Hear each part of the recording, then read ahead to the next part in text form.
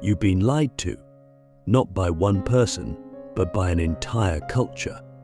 And from the moment you were old enough to understand what it means to grow up, you were handed a script.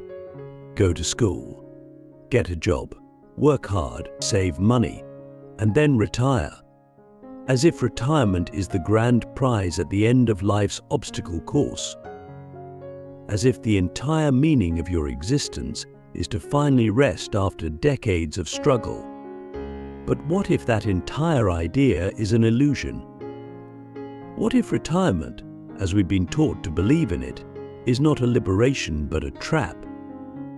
That's what Alan Watts saw. That's what nobody ever told you. In the first minute of this journey, I want to ask you something radical.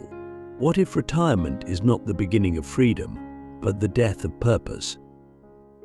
What if the very idea of working toward an end point, some perfect moment of relaxation and peace, is the reason so many people feel empty even when they have it all?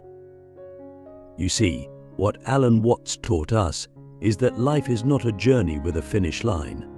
Life is music, and you don't listen to music just to get to the last note. Click subscribe to this channel to get more profound insights.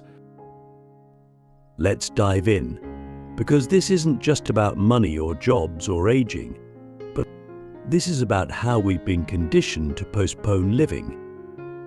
We've been trained to believe that everything we do now is a means to an end. As children, we're told to study hard, not because learning is joyful, but because we need good grades.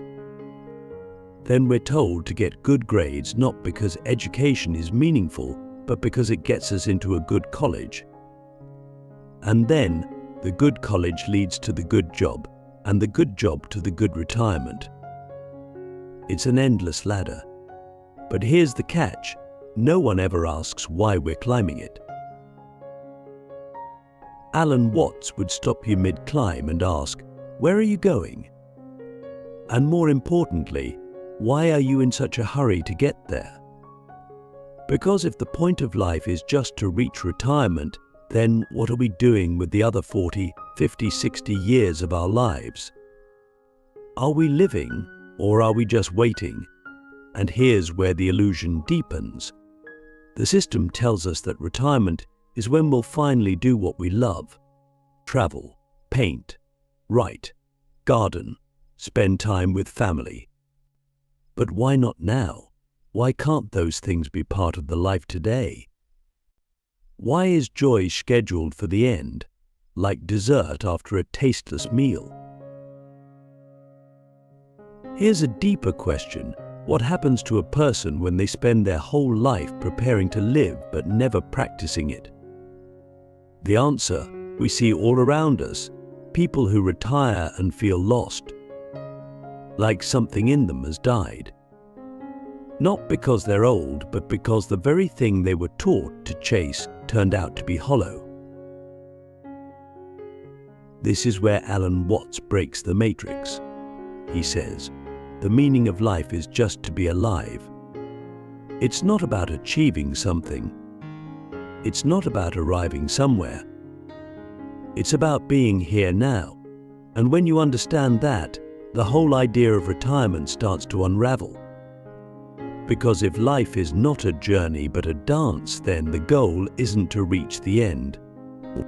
The goal is to enjoy every step. Let's pause and reflect. Are you living your life as a means to an end or as an end in itself?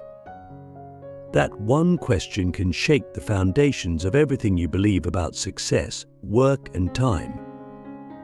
Now let's go even deeper. Retirement, in its modern form, is a fairly recent invention. For most of human history, people didn't retire. They lived integrated lives. They contributed to their communities for as long as they were able. But they didn't stop working because they hit a certain age. They adapted, shifted roles, found new meaning. But in the industrial model, we became cogs, replaceable, measured by output. And when our productivity dropped, We were told to step aside, retire, rest, vanish.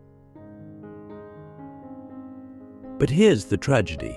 Many people internalize this. They believe their worth is tied to what they do. So when they stop doing, they stop feeling valuable. And that leads to depression, illness, even death. Not because their body failed, but because their purpose disappeared. Alan Watts would ask, what if your value was never about what you produce, but about what you are? What if you are not a machine, but a work of art? Not here to achieve, but to experience. This changes everything, because it means we don't have to wait to live. We don't have to delay joy, postpone peace, or schedule happiness for a future that may never come. We can begin now.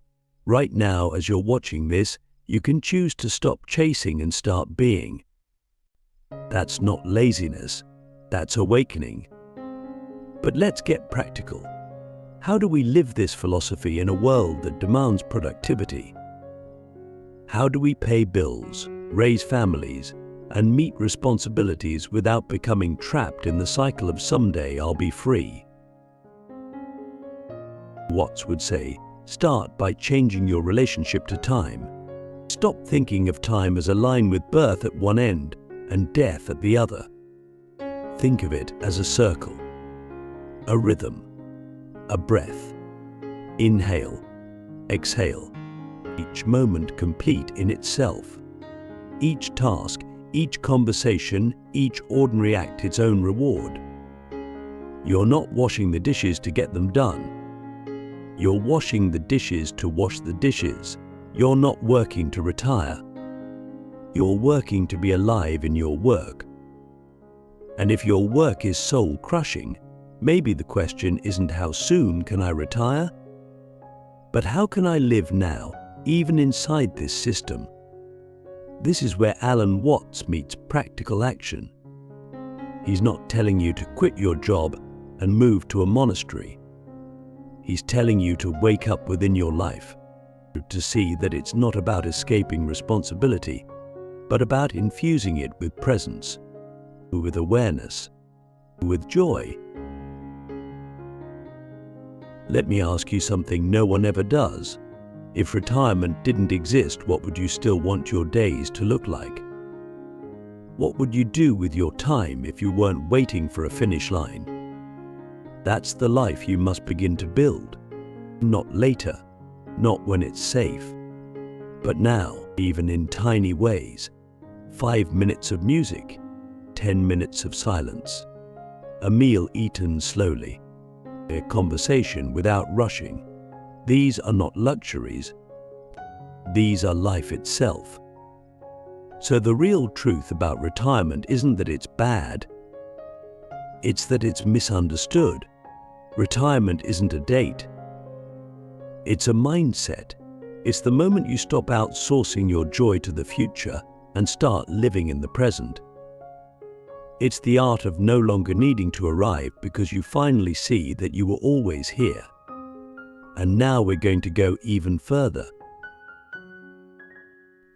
Let's go deeper now, deeper than society ever dares to go when it talks about retirement. Because while everyone else is debating 401(k) and financial independence, Alan Watts was asking the question that stops the mind: who is it that thinks it's going to retire? Who is the you that's planning for that golden moment of peace and leisure?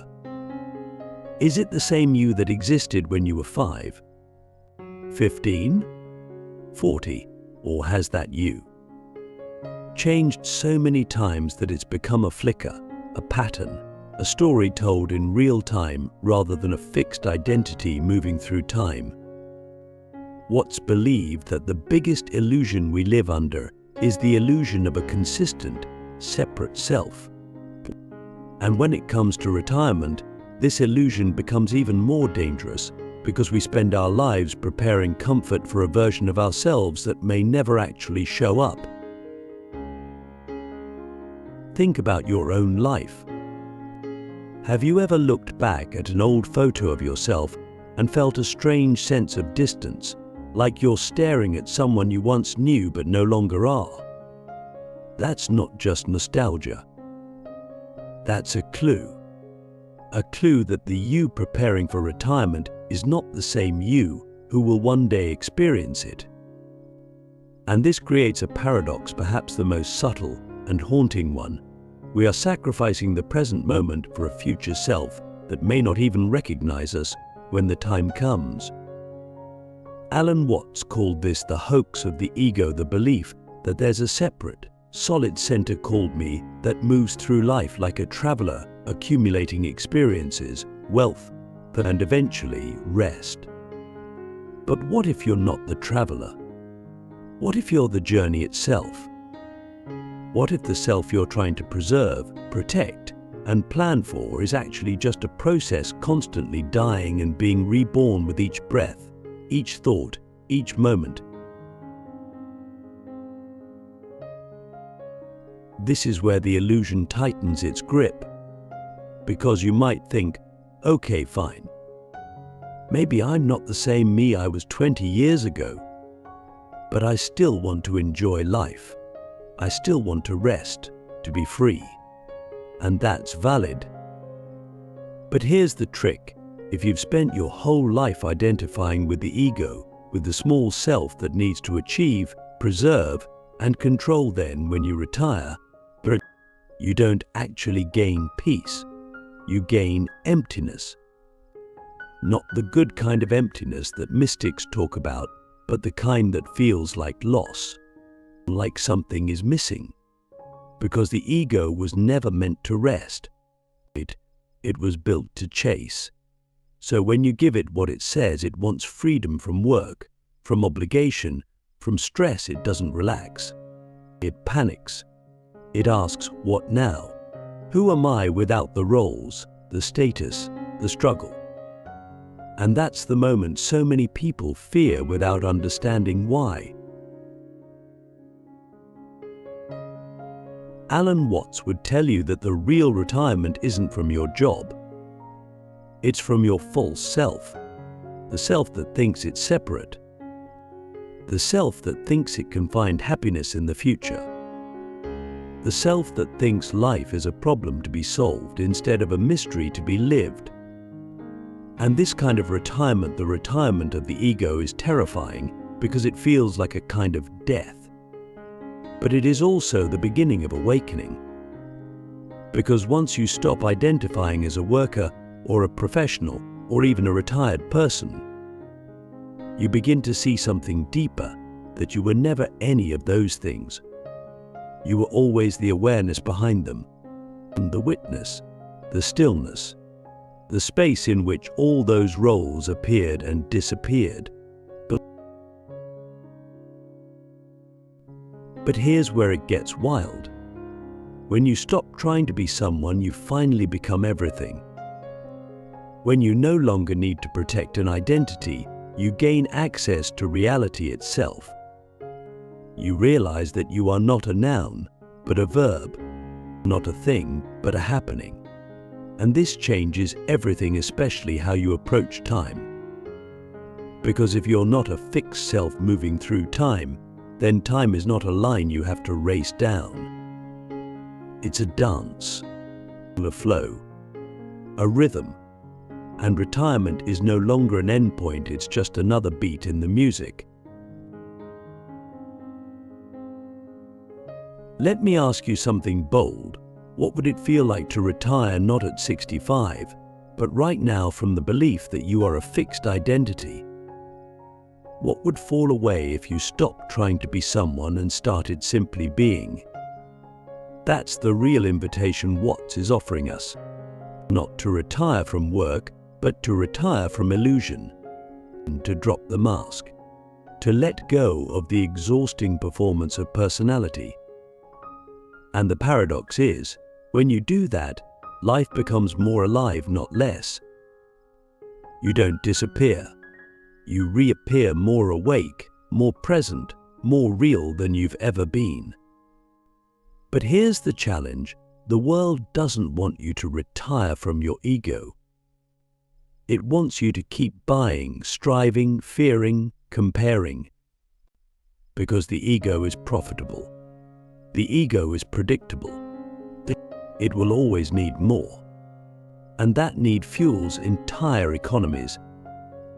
So the system sells you a fantasy: keep working, keep saving, keep pushing, because one day you'll escape. But what if there's nothing to escape from except the belief that you're trapped? That's the spiritual gut punch of Alan Watts. He doesn't gently guide you out of the matrix. He pulls the curtain back and says, look, there's no wizard. There's no future self waiting for salvation. There's only this moment, and it's already enough. And that kind of truth isn't easy. It's not comfortable. But it's liberating, because suddenly you don't have to wait. You don't have to delay your life for a retirement that may never come, or may not feel the way you hoped. You can retire now, not from your job, but from the illusion of the self that's always trying to get somewhere. So what does this look like practically? It means doing what you love, not someday, but today. It means seeing your work not as a burden to escape, but as a playground for presence. It means questioning every story you've been told about who you are, what you're supposed to achieve, and what it means to win at life. Because the truth is, there's nothing to win. There's only the game. Amia, or Mel, the dance, the music, and the more you try to win, the more you miss the point. Alan Watts said, "You are the universe experiencing itself, but not earning its right to exist, not waiting for permission to rest, but already whole, already home." And once you get that, not just intellectually, but in your bones, you realize that retirement is not a destination. It's a decision to stop running, to stop grasping, to stop being at war with time, with change, with yourself. So the next time you think about retirement, don't ask, when can I stop working? Ask instead, when will I stop pretending to be someone I'm not? When will I stop postponing my aliveness? When will I finally wake up to the miracle of now? Because that's what they never told you about retirement. It's not something you wait for. It's something you wake into. And in the final part, we're going to take this awakening even further. We'll explore the idea that true freedom doesn't come from having nothing to do, but from realizing that you were never the doer in the first place. We'll ask, what remains when all the identities fall away? What kind of life unfolds when you stop trying to control it? And what does real peace look like, not in theory, but in every breath? There's a moment, if you've walked this far with us, when something inside you begins to soften. Not because you've given up, but because you're starting to see the truth behind the curtain. The truth Alan Watts spent his life pointing toward, not with commandments or doctrines, but with laughter, paradox, and deep, disarming presence. The truth that the real path to freedom, the kind of freedom we think retirement will give us, does not come from finally being in control of your life. It comes from realizing that you never were in control to begin with. And once you see that, not as a theory but as a lived reality, something extraordinary happens. You stop striving and you start flowing. Let's be honest, we've been taught that control is everything. Control your schedule, control your money, control your health, control your image, control your future. And retirement, in this framework, becomes the ultimate control fantasy. It's a time when everything is finally in order. The debts are paid. The calendar is blank. The kids are grown. The responsibilities are behind you. But what Alan Watts would ask is, have you ever really been in control of your life, or have you just been managing uncertainty with the illusion of certainty? Because the truth is, no matter how much we plan, how much we save, how much we calculate, life has its own rhythm. And the more we try to grip it, the more it slips through our fingers. This is why so many people feel disoriented when they retire. They've spent decades holding the wheel, navigating traffic, managing deadlines, and suddenly the car is parked, the noise is gone, the structure dissolves. And in that stillness, something terrifying appears, emptiness. But not the emptiness of peace, but the emptiness of identity loss. Because when we stop doing, we're forced to confront the question, who am I without the doing? Without the role? Without the title? Alan Watts would smile and say, exactly. Because that's the moment you're closest to truth. The moment when the scaffolding drops and you realize that the self you thought was steering the ship was never more than a collection of habits, thoughts, and memories. You were never the controller. You were the dance. The dance of consciousness moving through form. And when you see that, retirement is no longer about escaping responsibility. It becomes about returning to reality. But here's where the paradox deepens. Letting go of control doesn't mean becoming passive or careless. It means becoming attuned. It means learning to listen instead of always directing, to respond instead of always initiating, to ride the wave instead of trying to dam the ocean. Watts would say, the more a thing tends to be permanent, the more it tends to be lifeless. And that includes plans, identities, routines, even the fantasy of a perfect retirement. Because the more tightly we cling to certainty, the more we cut ourselves off from the aliveness of the present. So what does it mean to live without control? It means waking up each day not with a checklist, but with curiosity. It means trading mastery for mystery. It means seeing life not as a project to be completed, but as a relationship, fluid, unpredictable, sacred. And this is where true freedom begins. Not when everything is finally done, but when you realize nothing needs to be done for this moment to be complete. Let me ask you a question that might change everything. What would your life feel like if you stopped trying to make it feel a certain way? What if you stopped measuring, comparing, optimizing, and simply experienced? What if freedom wasn't a condition you earned, but a state you remembered? That's what they never told you about retirement. That it's not about stepping away from your job, but it's about stepping away from the illusion that you were ever separate from life, that you had to earn rest, that you had to wait for permission to be happy, that you had to keep proving your worth. Watts would say, you are an aperture through which the universe is looking at itself. You're not a worker reaching the finish line.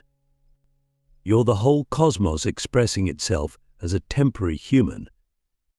And once you see that, how could you ever be afraid of letting go? Now, let's ground this in real life. What does it look like to live this way, not in a monastery, but in the real world? It looks like releasing your grip on outcomes. It's setting goals without needing them to define you. It's doing your work not as a means to an end, but as a form of play. It's saving money not to hoard security, but to support freedom. It's being generous with your time, not because you have extra, but because presence is the only real wealth. It also means embracing uncertainty, not as a threat, but as the very fabric of life. When you retire from control, you stop fearing change because you no longer need things to stay the same in order to be okay. You begin to trust the unfolding. You begin to relax into being.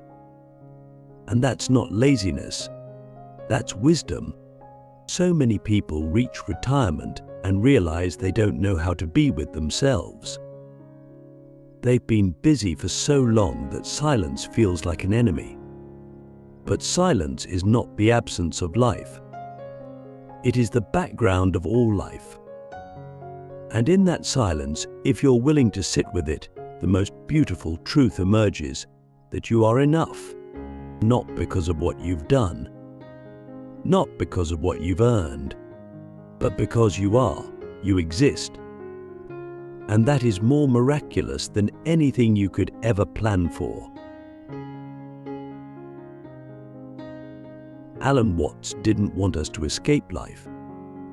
He wanted us to wake up to it, to laugh at the absurdity of trying to control what was never ours to control, to dance with the unknown, to see that the retirement we're really after isn't rest from work, it's rest from fear, from grasping, from the exhausting illusion that we have to hold everything together. So let me ask you one last time, what are you still trying to control, and what would happen if you let it go? What if the peace you've been chasing is already here, waiting for you to stop chasing? Because in the end, what they never told you about retirement is that it's not a destination. It's a surrender, a remembering, a return. Not to what you've earned, but to what you've always been. Consciousness, aliveness, presence, love. And when you retire from control, you don't lose your life. You regain it. And that's the real freedom they never taught us to seek.